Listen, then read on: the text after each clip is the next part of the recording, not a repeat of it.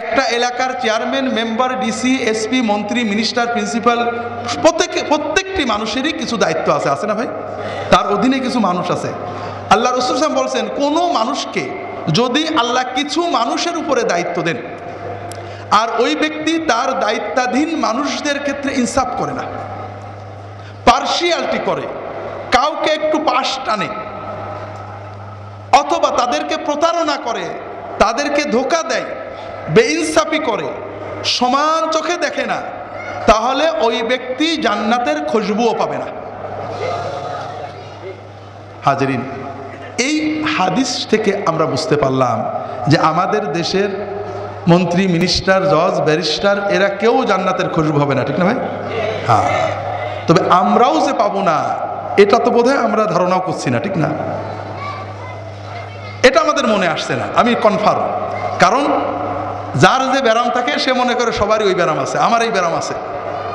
আমি যখন কোরআন অথবা হাদিসে পড়ি, লোভ করলে জাহান্নাম, হিংসা করলে জাহান্নাম, গীবত করলে জাহান্নাম, তখন আমার সঙ্গে সঙ্গে মনে হয় আমার অমুক প্রফেসর, ওর খুব লোভ, ও জাহান্নামে যাবে। অমুক পীর সাহেব, তার খুব হিংসা, সে জাহান্নামে যাবে। অমুক ওয়াইজ খুব গীবত করে, সে জাহান্নামে যাবে। আমি যে যাব আমার কিন্তু একবারও মনে হয় না। এটা ভালো না খারাপ? এত মানুষের ভিতরে আমাকে খারাপ বললেন আপনারা? আচ্ছা, অল্প খারাপ না বেশি খারাপ? এটা হলো ইমানের ক্যান্সার। এইটা যখন আসবে তখন আর কিছু দরকার হয় না। হাজরিন, হযরত ওসমান রাদিয়াল্লাহু তাআলা আনহু যখন কবর দেখতেন তিনি বেহাল হয়ে যেতেন, অস্থির হয়ে যেতেন, কাঁদতে থাকতেন। সাথীরা প্রশ্ন করে, ইয়া আমিরাল মুমিনিন, আপনি কবর দেখলে এমন করেন কেন? তিনি বলেন, আমি রাসূলুল্লাহ সাল্লাল্লাহু আলাইহি ওয়াসাল্লামকে বলতে শুনেছি, আল কবরু আউয়ালু মানজিলাতিন মিন মানাজিলিল আখিরাহ ফাহুয়া ইম্মা রাউদাতুম মিন রিয়াদিল জান্নাহ ওয়া ইম্মা হুফরাতুম মিন হুফারিন নার। ওসমান রাদিয়াল্লাহু তাআলা আনহু বলেন, কবর, রাসূলুল্লাহ সাল্লাল্লাহু আলাইহি ওয়াসাল্লাম বলেছেন, কবর হলো আখিরাতের প্রথম স্টেশন, প্রথম ঘাঁটি। এই কবর কারোর জন্য হবে জান্নাতের বাগান, কারোর জন্য হবে জাহান্নামের গর্ত। ওসমান বলেন, আমি ওসমান জানি না যে আমার কবরটা কি জাহান্নামের গর্ত হবে না জান্নাতের বাগান হবে, এই জন্য ভয়ে আমি কাঁদতে থাকি। হাজরিন, আমরা কি কবর দেখলে কাঁদি নাকি? আমি যেমন একজন পীর সাহেবের জামাই, হুজুর মানুষ, ইমাম মানুষ, মানুষ যখন মারা যায় আমাকে অনেক সময় জানাজায় নিয়ে যায়, কবর দেখি, ওয়াজ করি, কিন্তু আমার একবারও কান্না আসে না। কারণ আমি কবরে যাবো কেন? হুজুর মানুষ, কবরে আযাব হয় নাকি? কারণ ওসমান কাঁদতেন, নাউজুবিল্লাহ, কারণ ওসমানের গুনাহ বেশি ছিল, ঠিক না? না ভাই, হাজরিন, এইখানেই হলো মূল। ওসমান রাদিয়াল্লাহু তাআলা আনহু এবং সাহাবায়ে কেরাম যখন হাদিস শুনতেন, কোরআন পড়তেন, নিজের কবরের চিন্তা করতেন। আর আমরা কিসের চিন্তা করি? পরের চিন্তা করি। হাজরিন, লম্বা করা যাবে না, আপনাদের কাছে অনুরোধ হলো ভাইরা, যদি বাঁচতে চান, যদি বাঁচতে চান, যদি বাঁচতে চান, পরের চিন্তা করবেন না। ওই দল, ওই মত, ওই ব্যক্তি, ওই হুজুর, অমুক খারাপ, তমুক খারাপ, এই চিন্তা ব্রেনে আনবেন না। এগুলো আমরা করব, আমরা আপনাদের দিয়ে করাই আমাদের দল ভারী করার জন্য। আপনার চিন্তা হবে আপনার কবর। কথা কি বুঝতে পেরেছেন? খুব ভালো করে বুঝুন। আমার জীবনে আল্লাহ তাআলা অনেক নিয়ামত দিয়েছেন, অনেক। এই নিয়ামতের কোনো শুকরিয়া করতে পারিনি। এমনকি আল্লাহর যে ফরজ নামাজ, এটাও মন দিয়ে পড়তে পারি না। 4 রাকাত নামাজ পড়তে কম্পিউটার স্পিডে পড়ি, 4 মিনিটও লাগে না। এর ভিতরেও 4000 কথা মনে হয়। আল্লাহ যদি কিয়ামতের দিন বলেন যে তোমার এত নিয়ামত দিছিলাম, 5 মিনিট আমার দিক মন দিয়ে নামাজটা পড়তে পারলে না, আমি তোমার নামাজ কবুল করলাম না, তুমি দোজখে যাও, আমার কিছু বলার থাকবে? এমন কোন আমল কি আমাদের আছে যে বলতে পারবো আল্লাহ তুমি এটা নিতেই হবে? আমার দাড়ি, আমার টুপি, আমার নামাজ, আমার রোজা, আমার হজ, আমার যাকাত, আমরা কি কনফার্ম যে এটা আল্লাহ কবুল করবে? আমার না হলে আপনারা তো কনফার্ম নাকি? তো এই যদি আমাদের অবস্থা হয়, তাহলে কোন সাহসে আমরা অন্য মুসলমানের চিন্তা করি?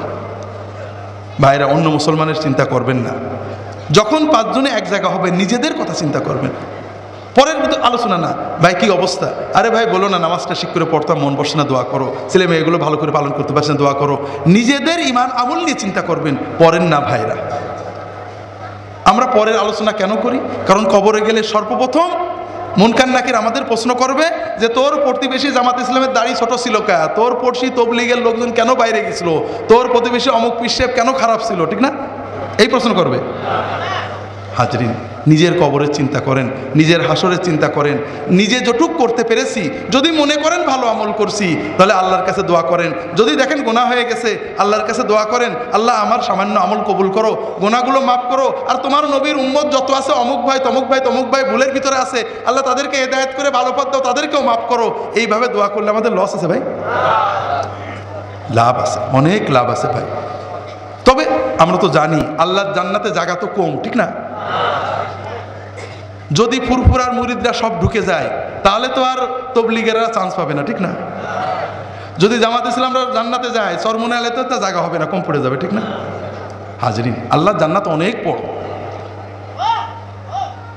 ওয়াসারিউ ইলা মাগফিরাতিম মির রাব্বিকুম ওয়া জান্নাতিন আরদুহাস সামাওয়াতু ওয়াল আরদু উইদ্দাত লিল মুত্তাকিন।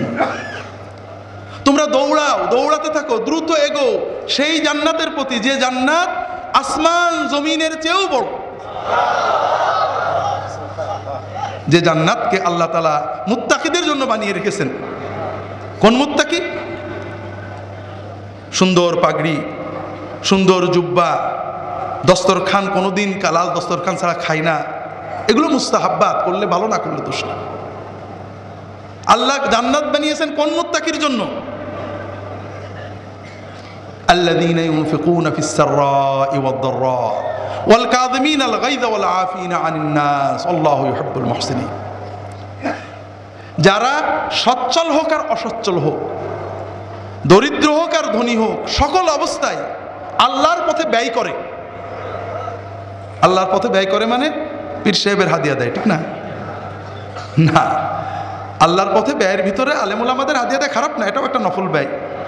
যদি আল্লাহর জন্য দেন, যদি মনে করেন লোকটা আল্লাহর একজন ভালো বান্দা, তাকে হাদিয়া দিলে আল্লাহ যদি দেখে যে আমি আল্লাহর জন্য মহব্বত করছি, আল্লাহ খুশি হবে, এই জন্য দিলে নফল ইবাদত। আর যদি মনে করেন হুজুরের দিলে হুজুর খুশি হলে আমার বিপদ কেটে দেবে, তাহলে কি হবে? সর্বনাশ। আল্লাহর পথে ব্যয়ের সবচেয়ে বড় হলো পিতাকে দেবেন, মাতাকে দেবেন, আত্মীয়কে দেবেন, স্বজনকে দেবেন, গরিবকে দেবেন, এতিমকে দেবেন, আশেপাশে যত মানুষ আছে মানুষকে দেবেন। কথা বুঝতে পারেননি? এটা হলো আল্লাহর পথে ব্যয়। গরিব হোক ধনী হোক, সব অবস্থায়। একটু পরে ব্যাখ্যা করার চেষ্টা করব। এটা গেল একটা। আল্লাহ জান্নাত বানিয়েছেন কোন মুত্তাকিদের জন্য? এক নম্বর, তারা সর্ব অবস্থায় আল্লাহর পথে ব্যয় করে।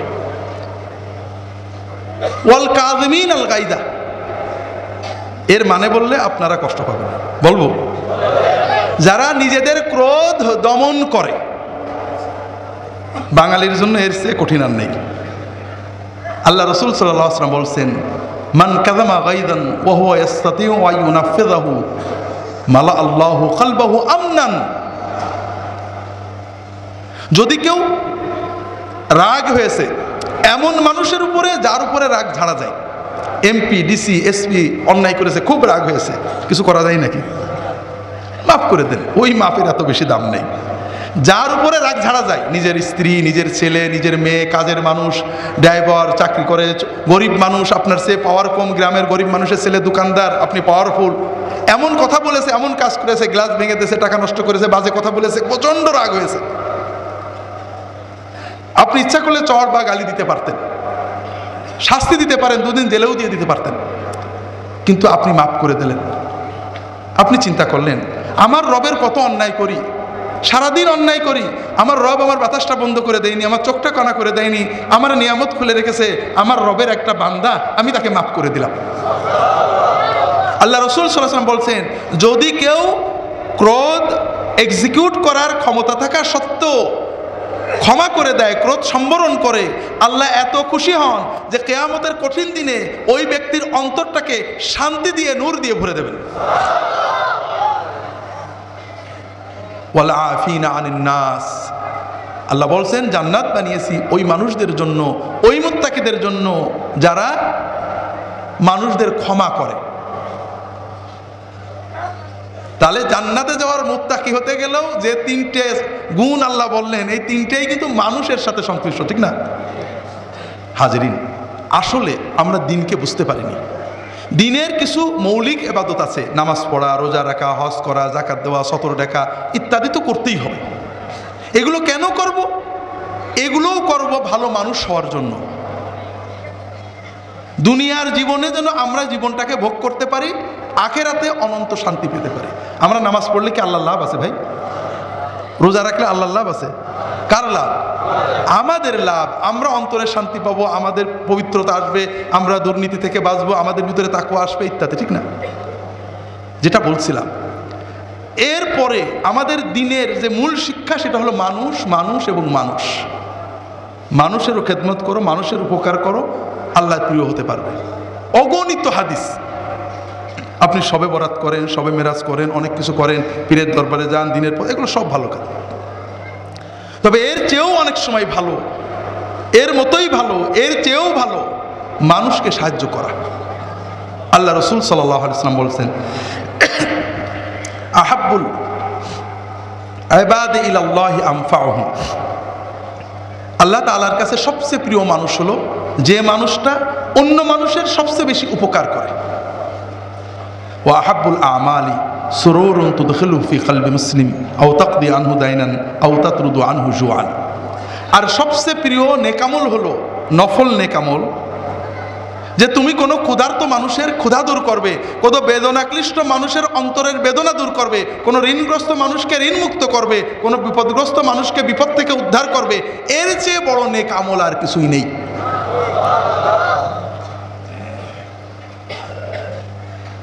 ওয়ালা আন আমশি মা আখি ফি হাজাতিল্লাহু আহাব্বু ইলাইয়া মিন আন আতাকাফা ফিল মাসজিদি শাহরা। হাদিসটা আব্দুল্লাহ ইবনে ওমর থেকে বর্ণিত, তাবারানী রিওয়ায়াত করেছেন, ইমাম সুয়ুতি সহিহ বলেছেন, শেখ নাসিরউদ্দিন আলবানী হাসান বলেছেন। আল্লাহ রাসূল সাল্লাল্লাহু আলাইহি ওয়াসাল্লাম বলছেন, আমার কোনো ভাইয়ের সাথে তাকে সাহায্য করতে একটু হেঁটে যাওয়া মদিনার মসজিদে 1 মাস ইতিকাফ করার চেয়েও উত্তম। ওমান মাশা মা আখিহি ফি হাজাতিল্লাহু হাত্তা ইসবিতাহা লাহু সাব্বাতাল্লাহু কদামাহু ইয়াওমা তাজিল্লুল আকদাম। যদি কেউ কোনো মানুষের সাথে হেঁটে যায়, একটু তার কাজটা করে দেয়, হাজতটা মিটিয়ে দেয়, কেমন? হাদিস শরীফে আসছে কিছু উদাহরণ। একজন লোক টাকা পাবে একজনের কাছে, দিচ্ছে না। আপনি এলাকার প্রভাবশালী মানুষ, রাজনৈতিক নেতা, সামাজিক ব্যক্তিত্ব, সাথে যে বললেন ভাই ও টাকাটা পাবে, দিচ্ছেন না কেন, দিয়ে দেন। লোকটা যখন জানলো আপনি জেনে গেছেন, দিয়ে দিল। একজন টাকা পাবে, খুব চাপ দিচ্ছে, গরিব মানুষ দিতে পারছে না, আপনি যে 2 মাস সময় নিয়ে দিলেন। হাসপাতালে ডাক্তাররা ভর্তি করছিল না, ক্লিনিকে যাইতে বলছিল, আপনি ভর্তি করে দিলেন। পুলিশে ধরে নিয়ে গেছে, ঘুষ ছাড়া ছাড়ে না, নির্দোষ মানুষ আপনি জানেন অন্যায় করে ধরে নিয়ে গেছে, আপনি বলে তাকে বের করে দিলেন। এতিম, বিধবা, যে কোনোভাবে একটা মানুষের সাথে যে তার প্রয়োজন মিটিয়ে দেওয়া। আল্লাহ রাসূল সাল্লাল্লাহু আলাইহি ওয়াসাল্লাম বলছেন, যদি কেউ এটা করে তাহলে কিয়ামতের দিন, যেদিন সবার পা পিছলে পুলসিরাত থেকে জাহান্নামে চলে যাবে, ওই দিন ওই ব্যক্তির পা আল্লাহ পিছলাতে দেবেন না। হাজরিন, এই জন্য আমাদের তাকওয়া খুব ভালো করে বুঝুন। আপনি নামাজ পড়েছেন, রোজা রেখেছেন, যাকাত দিয়েছেন, দান খয়রাত করেছেন, তাহাজ্জুদ পড়েছেন, খুব ভালো কাজ। কিন্তু এই ভালো কাজগুলো সত্যিকারের তাকওয়া অর্জন করেছেন কিনা, আপনি আসলে ভালো কাজগুলো সত্যিকারের ভালো হয়েছে কিনা, আপনার জীবনে এসেছে কিনা, এটা প্রমাণ করতে একটু তাকান। আপনি মানুষের সাথে কি আচরণ করেন? আপনি যদি মানুষের সাথে ভালো আচরণ করেন, মানুষের হকগুলো আদায় করেন, মানুষের কর্তব্য পালন করেন, তাহলে বুঝতে হবে যে না, আসলে আপনার নামাজ, রোজা, হজ, যাকাত, তাহাজ্জুদ আপনার কাজে লেগেছে। আর যদি এত কিছুর পরেও আপনার ছেলের সাথে সারাদিন ঝগড়া, মেয়ের সাথে খারাপ ব্যবহার, স্ত্রীর হক আদায় করেননি, স্বামীর সাথে ঝগড়া করেছেন, আপনি মা বাবার হক আদায় করেননি, আপনি প্রতিবেশীদের সাথে ঝগড়া করেন, মারামারি গোলমাল করেন, আপনি ভালো করে বুঝে নিন আপনার এই ভালো কাজগুলো ভালো পর্যায়ে যায়নি। একটা হাদিস এসেছে, রাসূলুল্লাহ সাল্লাল্লাহু আলাইহি ওয়াসাল্লামের কাছে 2 জন মেয়ের কথা বলা হলো। একটা মেয়ে ফরজ ইবাদত করে, নফল করে, তাহাজ্জুদ করে, দান খয়রাত করে, কিন্তু তাদের পরিবারের আত্মীয় স্বজন, পাড়া প্রতিবেশীর সাথে খুব ঝগড়াঝাটি, খারাপ আচরণ করে। নফল ফরজ ইবাদত করে, তাহাজ্জুদ পড়ে, জিকির করে, দান খয়রাত করে, সব করে, কিন্তু মানুষের সাথে ঝগড়াঝাটি করে, খারাপ আচরণ করে। আর একটা মেয়ে, মহিলা, তিনি ফরজটা পড়েন, নফল ইবাদত তেমন কিছু করে না, দান খয়রাত করে না, কিন্তু মানুষের সাথে খুব ভালো আচরণ করে, পাড়া প্রতিবেশী আত্মীয় স্বজনের সাথে ভালো আচরণ করে, ব্যবহারটা সুন্দর। রাসূলুল্লাহ সাল্লাল্লাহু আলাইহি ওয়াসাল্লাম প্রথমের কথা বললেন ও জাহান্নামে যাবে, আর দ্বিতীয় মহিলার কথা বললেন ও জান্নাতে যাবে। সুনানে আবু দাউদ অন্যান্য কিতাবের সহিহ হাদিস,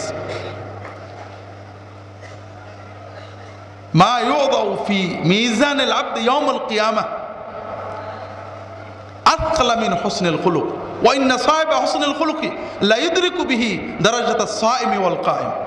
কিয়ামতের দিন বান্দার আমলনামায় যত আমল লেখা হবে এর ভিতরে সবচেয়ে ভারী হবে বান্দার সুন্দর আচরণ, অমায়িক ব্যবহার। যার ব্যবহার সুন্দর, মানুষকে কষ্ট দেয় না, মানুষের কষ্ট সহ্য করে, ওই ব্যক্তি শুধু সুন্দর আচরণের কারণে, অমায়িক ব্যবহারের কারণে সারা রাত তাহাজ্জুদ পড়া এবং সারাদিন নফল রোজা রাখার মতো সওয়াব পেয়ে যাবে। কাজেই ভাইরা, মানুষ মানুষ এবং মানুষ। আমার আফসোস লাগে ভাইরা, সেদিন এক ভাই বলছেন যে ইসলামী ব্যাংক সব দিনদার মানুষেরা স্টাফ, সেখানে গেলেও আমাদের সাথে খারাপ আচরণ করে। অন্যদের মাদ্রাসা হুজুররা, আলেম উলামা পীর মাশায়েখরা নাকি জালালি মেজাজ, খারাপ আচরণ করে। অথচ ইহুদি খ্রিস্টানরা, ফাসেকরা কমার্শিয়ালি হলেও অন্তত ভালো আচরণ করে। এটা কেমন কথা ভাইরা? যাই হোক, যেটা বলছিলাম অন্যদিকে চলে গেছি। একটা কথা বাদ পড়ে গেছে, এই যে যাদের জন্য আল্লাহ জান্নাত বানিয়েছেন তাদের দ্বিতীয় আয়াতে একটা মজার কথা বলেছেন, ওয়াল্লাযীনা ইযা ফাআলু ফাহিশাতান আও যালামু আনফুসাহুম যাকারুল্লাহ ফাস্তাগফিরু লিযুনুবিহিম ওয়া মান ইয়াগফিরুয যুনুবা ইল্লাল্লাহ ওয়া লাম ইউসিররু আলা মা ফাআলু ওয়া হুম ইয়ালামুন। আল্লাহ জান্নাত বানিয়েছেন কাদের জন্য? মুত্তাকিদের জন্য। মুত্তাকিরা কারা? যারা সবসময় আল্লাহর পথে ব্যয় করে, টাকা কম থাক বেশি থাক, ক্রোধ সম্বরণ করে, মানুষদের ক্ষমা করে। এরপরে এমন কথা বললেন যে কথার খোলাসা অর্থ হলো যারা গুনার কাজ করে। আমরা মনে করি ওলি আল্লাহ মানে কোনো ভুল করা তো দূরের কথা, গুনাও করে না। না, গুনাহ মানুষের হতে পারে, গুনাহ না করা কোনো মানুষের বৈশিষ্ট্য না। আল্লাহ বলছেন কি, ওয়াল্লাযীনা ইযা ফাআলু ফাহিশাতান আও যালামু আনফুসাহুম। আল্লাহ জান্নাত বানিয়েছে যা তাদের জন্য যারা হঠাৎ করে কোনো গুনার কাজ যদি করে ফেলে, কোনো অন্যায় করে ফেলে, যাকারুল্লাহ, আল্লাহর কথা মনে করে ফেলে, ফাস্তাগফিরু লিযুনুবিহিম, তাড়াতাড়ি আল্লাহর কাছে গুনার জন্য ক্ষমা চায়। আর আল্লাহ ছাড়া কে ক্ষমা করবে? ওয়া লাম ইউসিররু আলা মা ফাআলু, তারা ওই গুনাহটা কন্টিনিউ করে না, আজ করলাম কাল করলাম পরশু করলাম এরকম করে না, তাড়াতাড়ি তওবা করে। যারা গুনাহ করলে তাড়াতাড়ি তওবা করে, গুনার উপরে ইসরার করে না, গুনাহকে কন্টিনিউ করে না, তাদের জন্য আল্লাহ জান্নাত বানিয়ে রেখেছেন। আল্লাহ অন্য আয়াতে বলেছেন, ইন্নামাত তাওবাতু আলাল্লাহি লিল্লাযীনা ইয়া'মালুনা সুআ বিজাহালাতিন সুম্মা ইয়াতুবুনা মিন কারীব। আল্লাহর উপরে দায়িত্ব হলো ওই সব লোকের তওবা কবুল করা যারা হঠাৎ করে আবেগে, না জেনে, ভুল করে, অস্থিরতায় গুনাহ করে ফেলেছে, তাড়াতাড়ি তওবা করে। কি করে? তওবা মানে আল্লাহ আর কোনোদিন করবো না, আল্লাহ অন্যায় হয়ে গেছে। তওবা মানে তিনটে, আর করবো না, অনুতপ্ত হওয়া, আল্লাহর কাছে ক্ষমা চাওয়া। ওদের তওবা আল্লাহ কবুল করবে।